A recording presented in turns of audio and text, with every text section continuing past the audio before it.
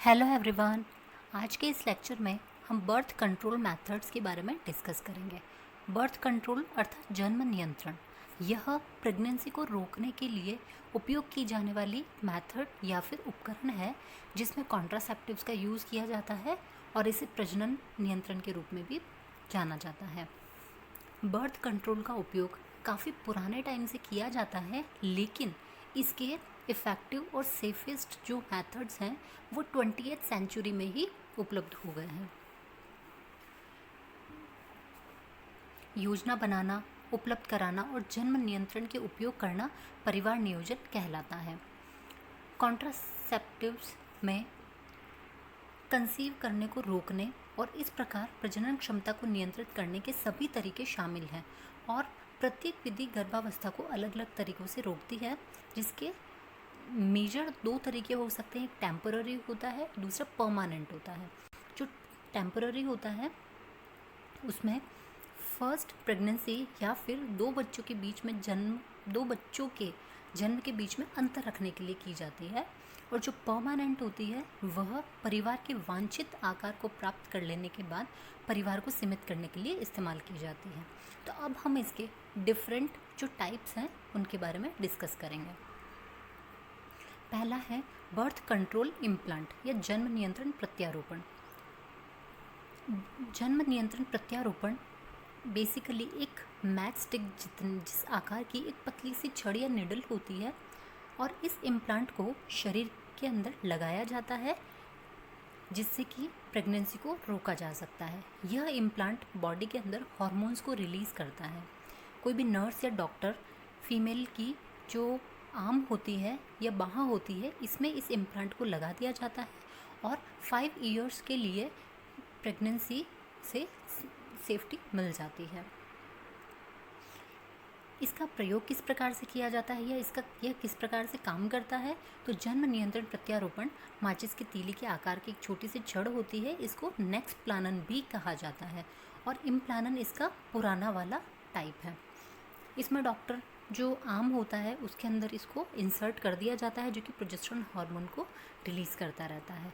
अब इस इम्प्लांट से निकलने वाला जो प्रोजेस्टेरोन हार्मोन होता है, यह यूट्रस की नेक पर जो म्यूकस होता है उसको बहुत ज़्यादा थिक कर देता है, जिसकी वजह से यह स्पर्म्स को वहीं पर रोक लेता है और स्पर्म्स को आगे नहीं बढ़ने देता, जिसकी वजह से ओवम और स्पर्म नहीं मिलता है, तो ओवुलेशन जो फर्टिलाइजेशन का प्रोसेस है वो नहीं होता है और कंसीव नहीं कर पाती है फीमेल।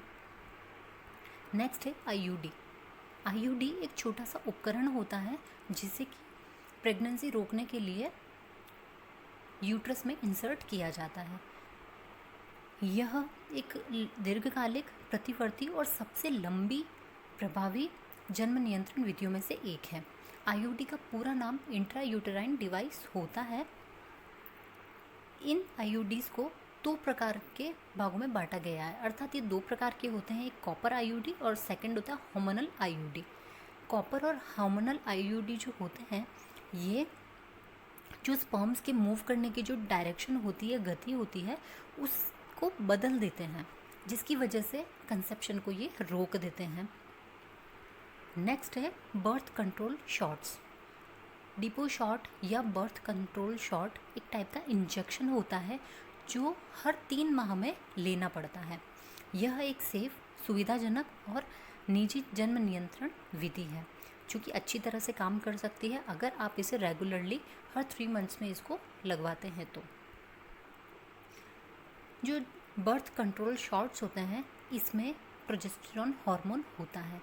यह प्रोजेस्टेरोन हार्मोन ओवुलेशन प्रोसेस को रोक देता है, जिसकी वजह से जो एग होता है या ओवम होता है वो मैच्योर होकर के ट्यूब में नहीं आता है, और जब वह ट्यूब में या फेलोपियन ट्यूब में जब ओवम होगा ही नहीं तो उसका फर्टिलाइजेशन कैसे होगा।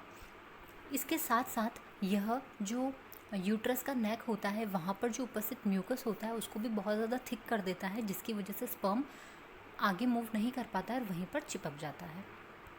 नेक्स्ट है बर्थ कंट्रोल रिंग या जन्म नियंत्रण रिंग।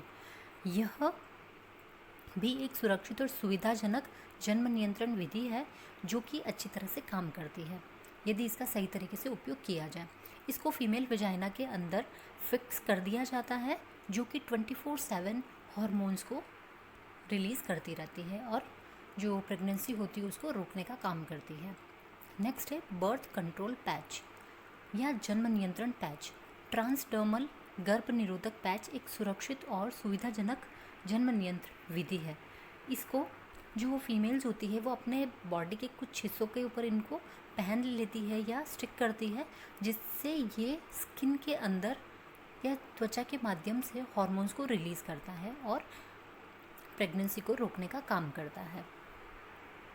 जो ये पैचेस होते हैं ये भी जो स्पर्म्स होते हैं उनको ओवम से मिलने से रोकते हैं, अर्थात फर्टिलाइजेशन का प्रोसेस नहीं होने देते हैं।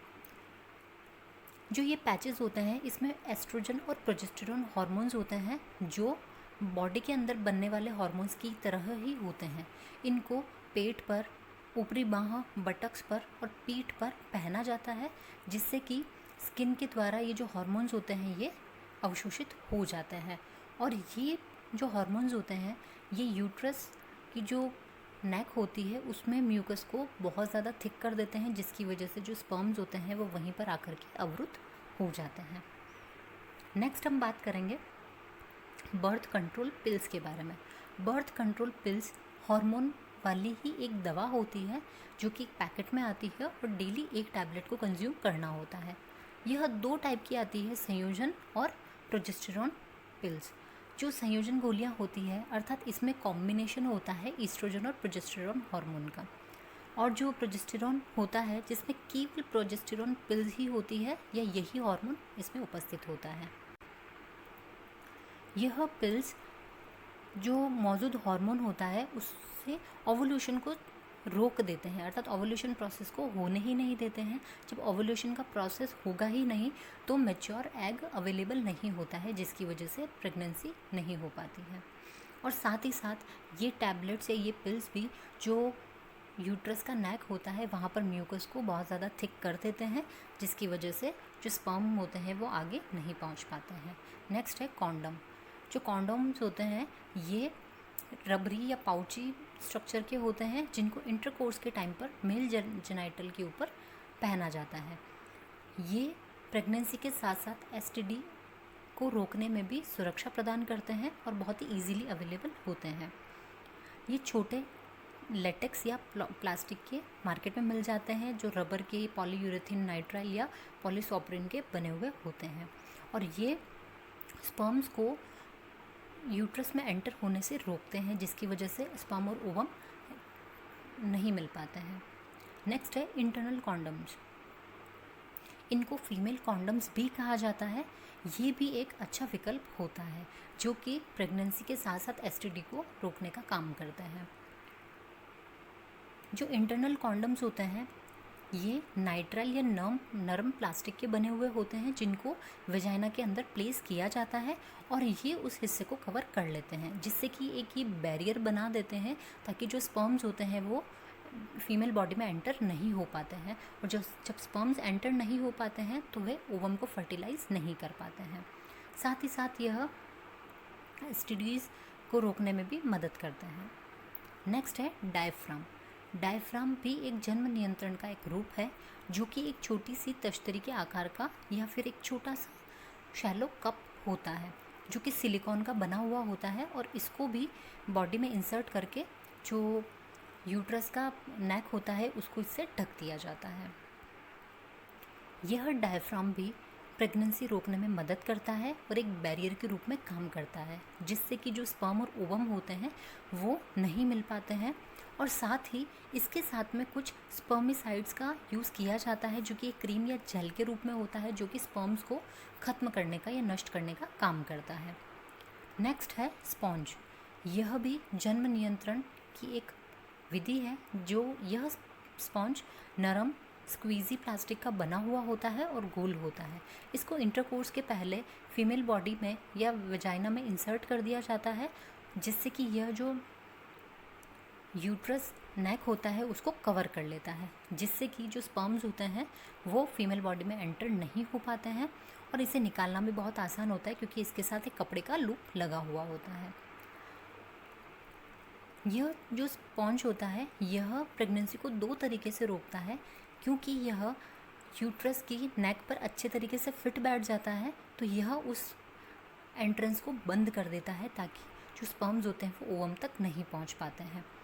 और कई लोग इस स्पॉन्ज के साथ साथ कॉन्डम्स का भी यूज़ करते हैं, जिससे कि डबल प्रोटेक्शन पाया जा सकता है। नेक्स्ट है स्पर्मिसाइड्स या शुक्राणुनाशक। यह भी एक प्रकार का जन्म नियंत्रण प्रक्रिया है। इसमें कुछ ऐसे केमिकल्स होते हैं जो स्पर्म्स को ओवम तक पहुंचने से रोकते हैं। इसको प्रेगनेंसी को रोकने के लिए इसे इंटरकोर्स के पहले वजाइना में प्लेस कर दिया जाता है या डाल दिया जाता है।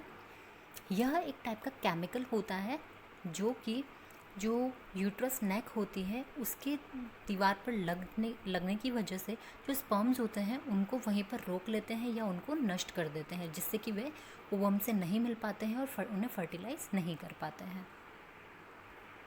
नेक्स्ट है सर्वाइकल कैप। जो सर्वाइकल कैप होती है ये सॉफ्ट सिलिकॉन का बना हुआ एक छोटा कप होता है जो कि टोपी के आकार का होता है। इससे यूट्रस का जो नेक होता है उसको कवर कर दिया जाता है।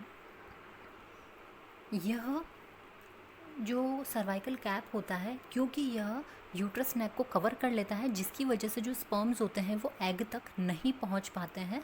और इसके साथ साथ कुछ स्पर्मिसाइड्स का भी यूज़ किया जाता है ताकि ये मेथड ज़्यादा इफ़ेक्टिव हो जाए। नेक्स्ट है फर्टिलिटी अवेयरनेस मेथड्स या प्रजनन जागरूकता के तरीके। फर्टिलिटी अवेयरनेस मेथड्स को फैम्स भी कहा जाता है। यह ओवल्यूशन प्रोसेस को अर्थात अंडोत्सर्ग का जो प्रोसेस होता है उसको ट्रैक करने का एक तरीका होता है, जिससे कि कंसेप्शन को रोका जा सकता है। फैम्स को प्राकृतिक परिवार नियोजन या लय पद्धति भी कहा जाता है। इसके कुछ अलग अलग टाइप्स होते हैं या अलग अलग तरीक़ों से लोग फैम्स की मदद से ट्रैकिंग करते हैं। इसमें बेसिकली मेंस्ट्रुअल साइकिल को ट्रैक किया जाता है, जिससे पता चलता है कि ओवल्यूशन कब होता है या कब हुआ है।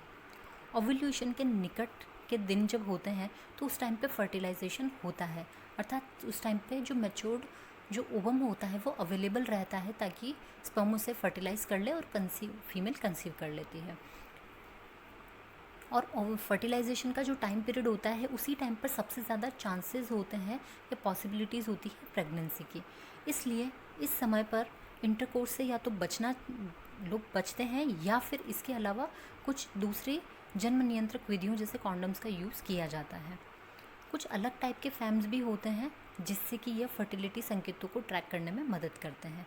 इसके लिए एक या एक से ज़्यादा मेथड्स को यूज़ किया जाता है ट्रैकिंग करने के लिए कि ओवल्यूशन किस टाइम पर होगा या होता है, जिसमें पहला है टेम्परेचर मेथड, तापमान विधि, जिसमें बेड से उठने से पहले डेली खुद का बॉडी टेम्परेचर चेक किया जाता है। नेक्स्ट है सर्वाइकल म्यूकस मेथड, जिसमें सर्वाइकल म्यूकस या वजाइनल डिस्चार्ज जो होता है उसको डेली चेक किया जाता है। और थर्ड होता है कैलेंडर मेथड, जिसमें जो मेंस्ट्रुअल साइकिल होता है उसको कैलेंडर पर चार्ट करते जाते हैं कि कब मेंस्ट्रुअल मीन्स फर्स्ट से सेकंड मेंस्ट्रुअल साइकिल के आने के बीच में कितना टाइम पीरियड रहा है। इन सब विधियों को जब संयोजित कर लिया जाता है या मिलाकर के यूज़ किया जाता है तो ये ज़्यादा इफ़ेक्टिव होती है। तो जब इन सभी को एक साथ यूज़ किया जाता है तो इसे सिम्प्टोथर्मल मेथड कहा जाता है। नेक्स्ट है पुलिंग आउट या विड्रॉल मेथड। इसमें सीमेन को फीमेल बॉडी से दूर रखना भी गर्भावस्था को रोकने का एक तरीका हो सकता है।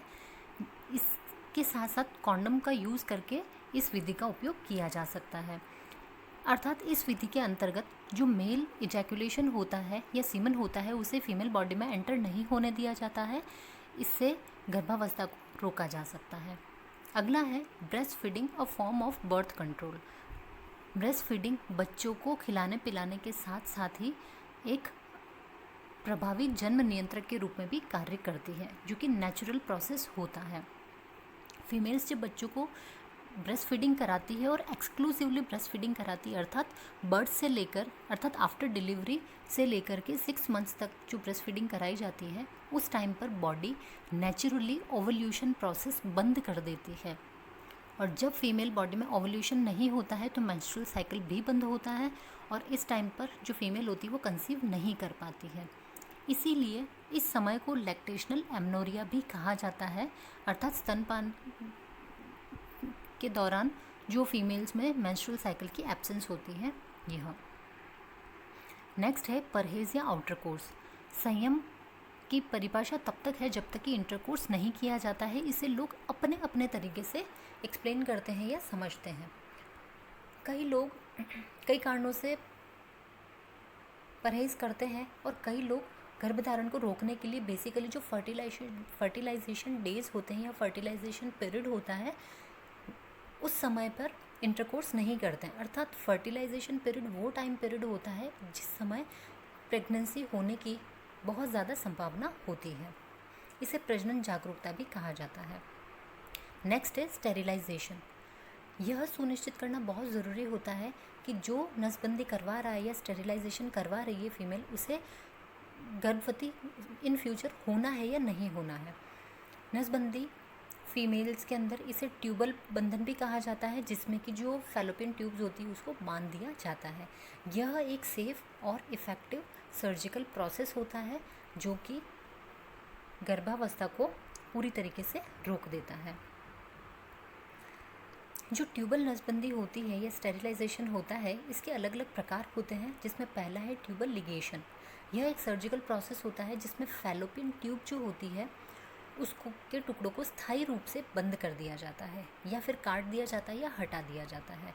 सेकेंड है bilateral process. Bilateral surgical process जो होता है इसके अंदर फैलोपियन ट्यूब को कम्प्लीटली पूरे तरीके से रिमूव कर दिया जाता है। और थर्ड है इश्योरल स्टरलाइजेशन। यह इसमें एक छोटा सा कॉइल होता है जिसको डॉक्टर फैलोपियन ट्यूब को ब्लॉक करने के लिए यूज़ करते हैं। पहले के टाइम पर इसका यूज़ किया जाता है, लेकिन आजकल ये उपलब्ध नहीं होता है मार्केट में। स्टेरिलाइजेशन प्रोसेस के बाद में मेंस्ट्रुअल साइकिल बराबर तरीके से बना हुआ रहता है। ये मेंस्ट्रुअल साइकिल्स के पीरियड होते हैं, लेकिन उस टाइम पर फीमेल कंसीव नहीं कर पाती है। नेक्स्ट है पुरुष नसबंदी या वेसेक्टोमी। इसे पुरुष नसबंदी भी कहा जाता है। यह भी एक प्रकार का सर्जिकल प्रोसेस होता है जो कि गर्भावस्था को रोकने के लिए प्रभावी है। इसमें डॉक्टर के द्वारा एक सिंपल सर्जरी की जाती है जिसमें कि स्पर्म्स को ले जाने वाली जो डक्ट्स होती है उनको कट कर दिया जाता है या फिर उनको बंद करके ब्लॉक कर दिया जाता है, जिससे कि जो बॉडी होती है वो स्पर्म्स को रिलीज़ नहीं कर पाती है और स्पर्म्स ही बेसिकली प्रेगनेंसी का रीज़न होते हैं। यह प्रक्रिया बहुत ही फास्ट और इफ़ेक्टिव होती है और सेम डे पेशेंट को रिलीव कर दिया जाता है और यह 100% सेफेस्ट मेथड है और यह 100% इफ़ेक्टिव भी है प्रेगनेंसी को रोकने के लिए। जो पुरुष नसबंदी होती है दो प्रकार की होती है, एक कट मेथड से और एक नो कट मेथड से होती है। लेकिन जो नो कट मेथड है यह संक्रमण और अन्य जटिलताओं के जो जोखिम होते हैं या रिस्क होते हैं उनको कम करती है और साथ ही जो व्यक्ति है वो बहुत ही जल्दी ठीक हो जाता है। इस प्रकार आज के इस लेक्चर में हमने बर्थ कंट्रोल मेथड्स के बारे में डिस्कस किया। इसी के साथ आज का हमारा ये लेक्चर ख़त्म होता है। Thank you.